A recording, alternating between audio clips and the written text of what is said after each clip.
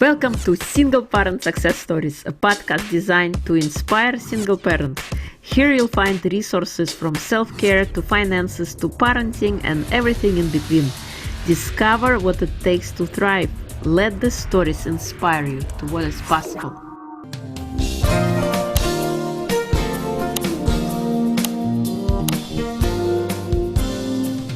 You are enough. And that you're the perfect parent for your kids. Hello and welcome to Single Parent Success Stories. Today's guest is joining us from Australia. Her name is Suzanne Thompson. She is a single mom of two kids, a 10 and 8-year-old, and she's the founder of Soul Archeology. She is on a mission of dissolving the generational traumas. So she is living story of wisdom and action while sharing that what we repeat, we don't repair. Welcome, Susan. It is a pleasure to have you. Thank you so much for having me. I'm so grateful to be here and to be rippling from the future to you. Yeah. So please share with us your story. How did you become a single parent? Well, I was when I was married, the father of the children, he was a fly-in, fly-out worker. So there was, I was already spending a lot of time and space as a solo parent anyway. And then, unfortunately, our lives were not, they weren't happy, and it was becoming quite toxic for us, and the relationship dissolved in the after we moved. I can't remember what number it was by that stage. We moved and relocated for work, and in the beginning of 2017. So by March 2017, we had separated, and then so since then I've been navigating through divorce, working, parenting, solo parenting, and creating and finding and locating community as well. So, because it takes a community to raise kids. Oops, I just lost one of my headphones. So, yeah. So that's about it. All right. And how was the journey? What was was it a smooth ride, or did you No. face any struggles that you want to share? Any lessons that Yeah. you learned? Okay. So the struggles. Yeah, look, it wasn't a smooth ride. But I think that from me, it was communication, definitely. Being in an emotional state, and I think it was the biggest struggle was that I had this shame around that, the kids needed to have both a mother and a father, or two parents.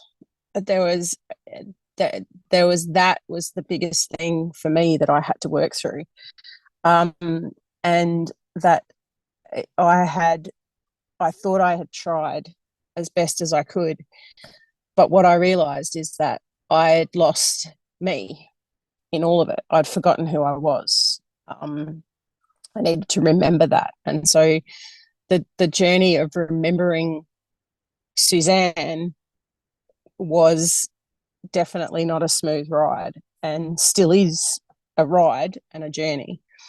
And I'm trying not to speak in riddles, and I'm trying not to speak out of it as well.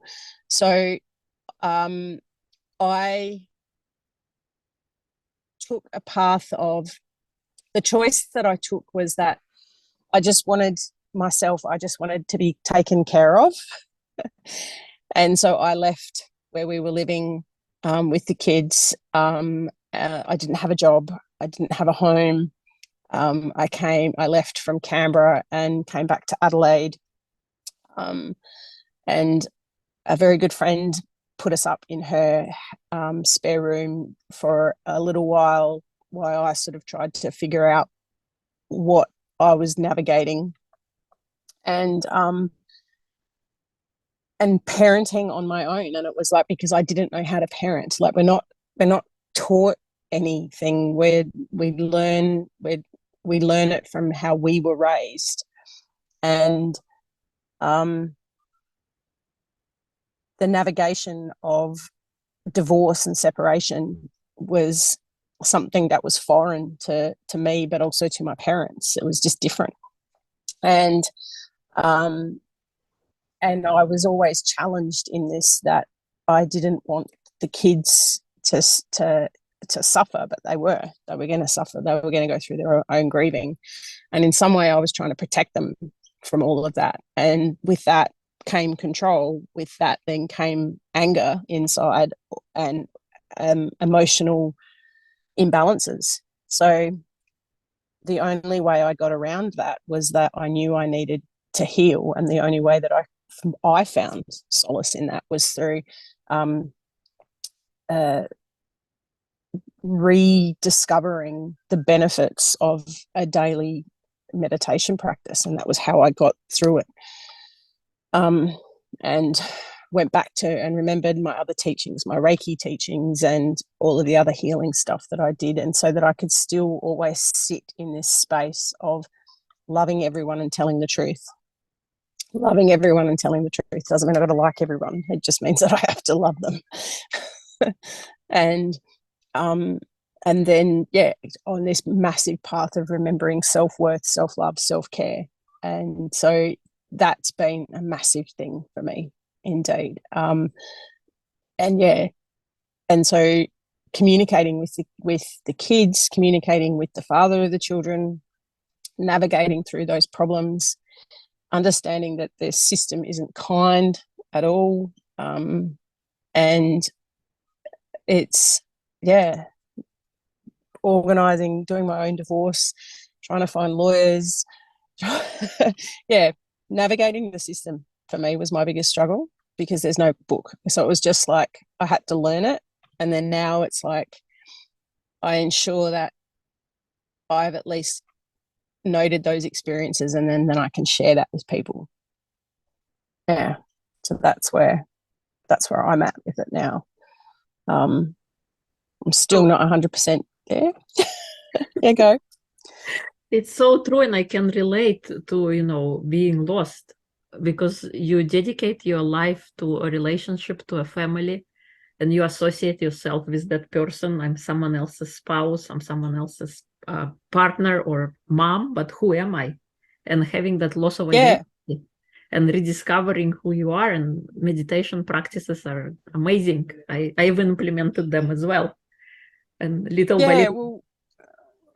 Yeah, I agree, because the practice. So I studied. I actually went and did meditation teacher training. So that was a 16-week course, and that was through David G, who was the head of the school at the Chopra Center for a long time.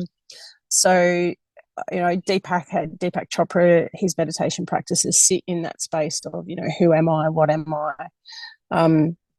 What am I grateful for? And so to sit in those and then have, a mantra of something revolving around you, inside of you, enables that.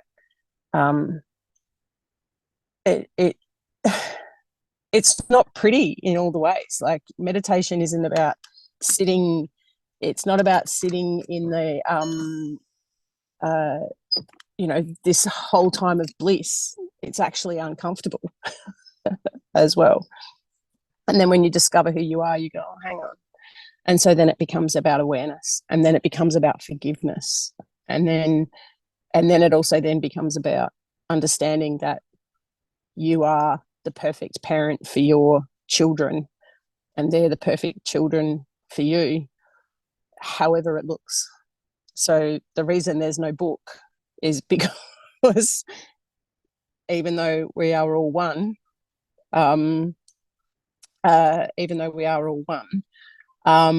we are individuals, and we have our own ways. And so that uniqueness is the most beauty is the most beautiful thing. Totally. And on the second point that you mentioned, not knowing the divorce process, I actually met a lady. She was on the podcast. She wrote this book. I know you can't really see, but it's The Mom's Guide to a Good Divorce. She actually put Awesome. together, and she was my guest. And she talks about the divorce process and about, when children are involved. So yeah, and it's just that, like, as I said, and it comes down to, it's like, if we as adults can put ourselves it's not about putting your emotions aside, it's about actually being in that equilibrium space and being aware. And then if we can and that's what the whole thing is about. And it's like, so it's only now on reflection I'm like, exactly, it's like, would have I done things differently? Definitely. But I wouldn't have known, but I didn't know what I didn't know. And so I had to, like, learn. So it's like learning how to walk. We don't get frustrated when we're watching our children learning how to walk. We're not trying to force them. So it's like, why do we force ourselves into sort of trying to get through these things rather than trust it that it's actually going through the way that it is? So so for me it was like understanding.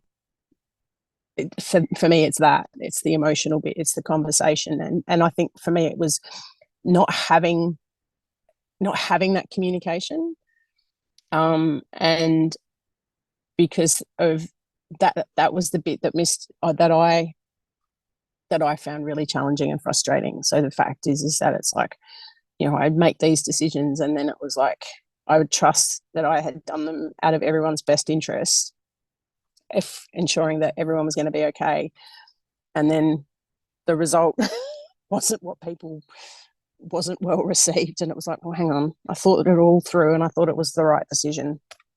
So but it's lessons for the kids as well. And as I said about the whole dissolving generational trauma, is that it comes down to, we just need to keep treating people kindly. So and understanding and acknowledging that relationships can break down, and if it does, you're not a bad person, but we have to make sure that there's no collateral damage, especially with kids. So that's where it comes from for me. So true. How did it lead you to what you do now? You help kids get into the meditation practices. Is that right? So, well, it's meditation, or it's actually more, it's about practice. It's about finding what practice is, so what, and so who and how and what you need to do to be empowered and either remember your path of purpose or actually discover what your purpose path is. And keep vibrating that memory of self-love, self-care, self-practice. And we're now in a time of where the language being used, this consciousness is more, it's able to be talked about more, and not considered weird. So the world's finally catching up, which is great. So for me, and that's where I I come in, and I sit down with the individual or the class, or of either teachers. My focus is especially on that you repeat what you don't repair. And if we as adults are remembering our purpose, remembering why we're here and why we're doing what we're doing, and remembering that joy and that fun and that childlike, then the children need to be raised that way as well. So they need to witness that. And not all parents and teachers are in that space. They're still going through their own journey. So to close that gap that exists is, well, let's just start teaching it to them from the get-go. So when they first start in school, like if we can, and so it's about, if we want, what self-care practices work for the teachers, what self-care practices work. And it's understanding that, as I keep coming back, that we're all individuals and we learn differently, and how beautiful it is to be unique and different, and how beautiful it is to, you know, to know that you are an amazing human, and that, you know, you can do whatever you want. So that beautifulness.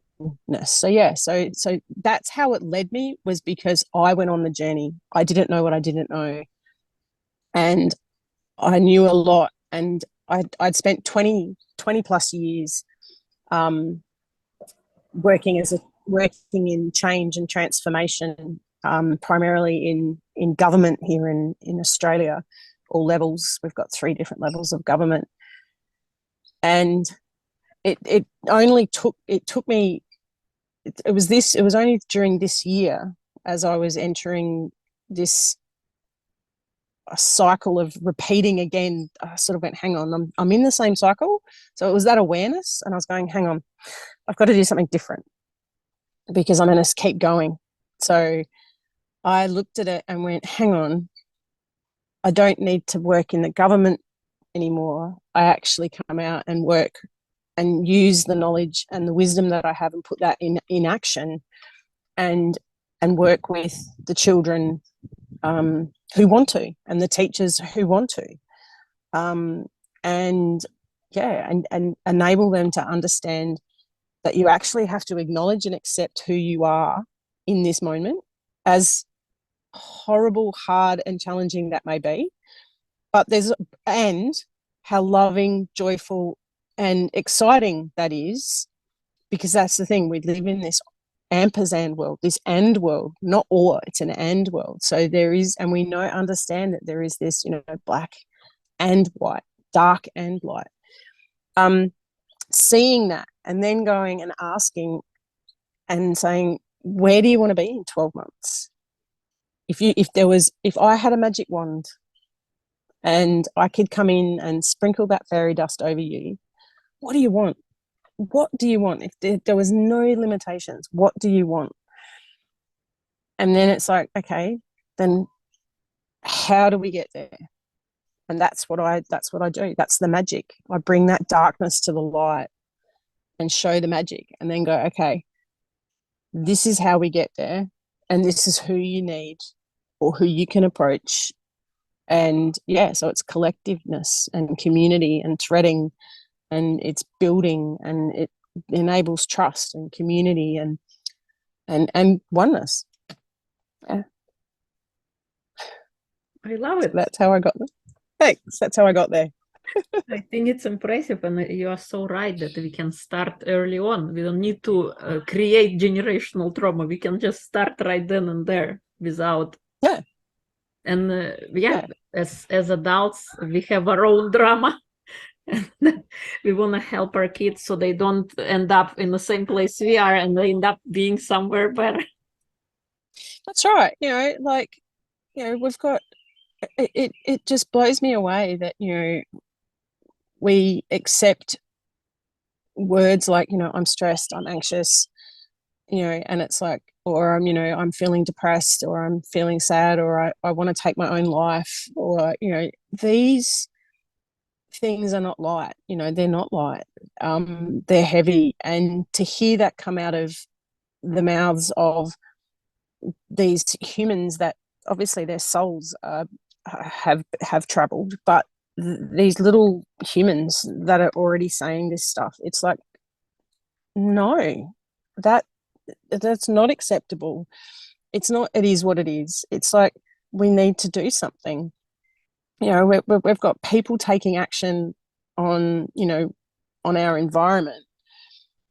Well, we need to be taking action on the fact that if we want to survive, if we want to be a sustainable, you know, if we want to be sustainable, we want to continue this growth and this development and this evolution of wherever we're heading.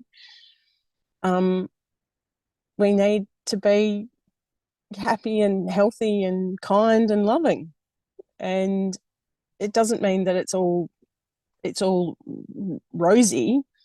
We actually have to be able to understand our emotions and what our emotions are, and that it's, there's nothing bad with being angry. It's the fact that it's an emotion. What's not good about it is if you hurt someone in that anger, even yourself. And by saying some of the stuff that you say to yourself, that's self-harm. So it doesn't have to be physical. It can also be silent. So yeah. So that's why I'm implementing it. I'm starting out. It's taken me a while. Like, I've had to learn to dissolve a lot of who I was to remember who I am. Yeah, so I'm just learning. I'm still learning. I'm learning what it is to start a business, how to start a business, how to start a sustainable business, and some of those teachers are quite young in their chronological age, but they've got experience because they've had access to it. So that's awesome. So yeah, so my teachers vary in various ages. Their wisdom is passed in different ways. So yeah, so that's me. I think that's amazing, and you're doing amazing work. I love it. What kind of advice would you give to single parents who are just stepping onto the journey of single parenting? That you are enough. Whoops. You are enough. And that you're the perfect parent for your kids. And say those words to yourself in the mirror every day. Look deeply into the eyes of yourself and know that as hard as it may feel at this moment, it's you have a choice of either sticking into that story that, it's why, that you can either go down the dark tunnel, and that's okay, because it's a grieving process, and you're allowed to grieve it. But remember that if you keep saying that, you can get stuck in that. So yeah, just, I am enough. And yeah, I love you to yourself every day. And thank you. Yeah, that's, and there will be hard times and there will be easy times. And share what you can with your kids, and talk them through it. Share how you feel. Like, I think that's been the biggest thing for me, is that, like, I mean, my parents, I love them dearly. The way that they share that I grew up with, sharing of emotion, was very similar to, I think, a lot of us, which is, your children are seen and not heard, and you fall over and, and bits and pieces, but it's like, which led to me not sharing how I actually felt. So to be able to sit with the kids and go, actually, I'm feeling really sad about now, or I'm feeling angry, or I'm frustrated, or, I miss this, or whatever. So yeah, love everyone and tell the truth. You're so right. Because oftentimes it's difficult to articulate our emotions, and it's important to start talking about that. Because even because, to your point, we were growing up as children should be not heard and just seen, and I think this is how we are raising our kids, and we want to flip that. We want to change that. We want to be more present and alive. If people would like to contact you, work with you further, where would they go? The best place to go to is, I have a website, which is soularcheology.org, or I'm on all socials. So, well, not all. I'm on LinkedIn, Facebook, and Instagram, and my handle on all of those is Soul Archeology. So SOULARCHAEOLOGY.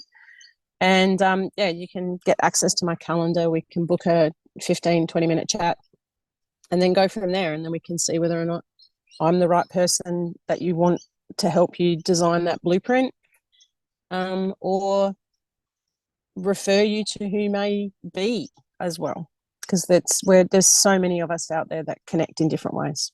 So yeah, so we sort of, I have a referral affiliate process too. Yeah. Thank So yeah, you. thank you. Any final words? Anything I ask you that I didn't ask you that you want to share?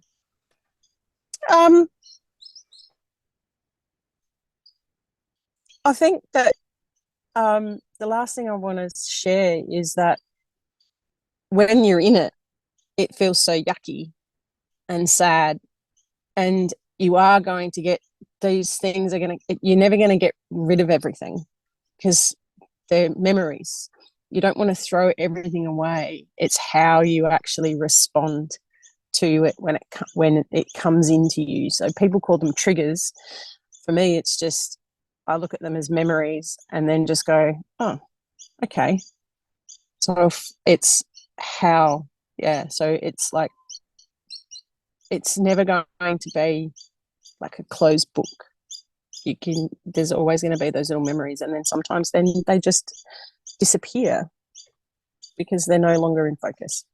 And everyone's going to do, everyone's doing a great job. So, yeah, that's all I've got to add. Yeah, because oftentimes these memories, we only remember the bad thing or only one side of the story, but there is always many sides to the story. Yeah, and that builds the integrity. Great process in, I call it, in timeline therapy that allows individual to go back in the past, look at the memory, but instead of associating, like if it was a traumatic event, but going and learning something positive, some kind of a lesson, and then reevaluating your life, not erasing the past, but kind of looking at it from a different perspective and seeing, what am I learning here? What positive lesson can I take? And then is that lesson move forward? Yeah, I love it. I love that, there's so many different ways to explain it, and it resonates with different people. And that's the thing, because, it's like, there's not enough of us. Like we have to just share our voice, but we also have to be mindful that when we share our voice, that the ego just doesn't kick in, that it's like, it's only our voice, it's our truth. It's like, yeah, but you got to understand that everyone resonates different. So yeah, but it is, that's pretty cool. That sounds awesome. I learned it when I was going through my NLP and timeline therapy certification, and going through the process, you come out and like, how am I supposed to feel now? Because you get rid of all your negative emotions and your limiting decisions and your triggers, and you start looking at your life as like, how? Because all the bad stuff is gone, and you kind of have that assimilation process. But then on the positive side, it allows you to see the possibility. I just wanted to share, just as you were talking there, sorry, I was still listening, but I just had this butterfly fly around the car and then all the way around and then came back and then touched the windscreen and then just flew off. So I think that's divine timing in so many ways, in so many messages. So yeah, indeed.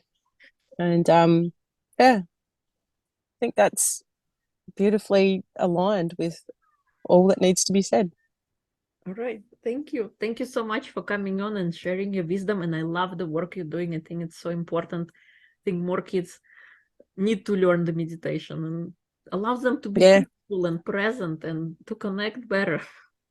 And because our age of information is so fast, we have attention span of 3 seconds nowadays. Yeah. So it's just, I know, it's like, wow. So yeah, we've got to learn how to sit and be peaceful. I love the work you're doing. Thank you so much for coming on and sharing your wisdom. And I think I can talk to you for hours. But we'll do a follow-up. We'll do a follow-up in the new year. Or maybe after you release your book. Yes. So yeah, it'll be good. I look forward to reading it. Yeah, thank you. Indeed. Yeah, cool.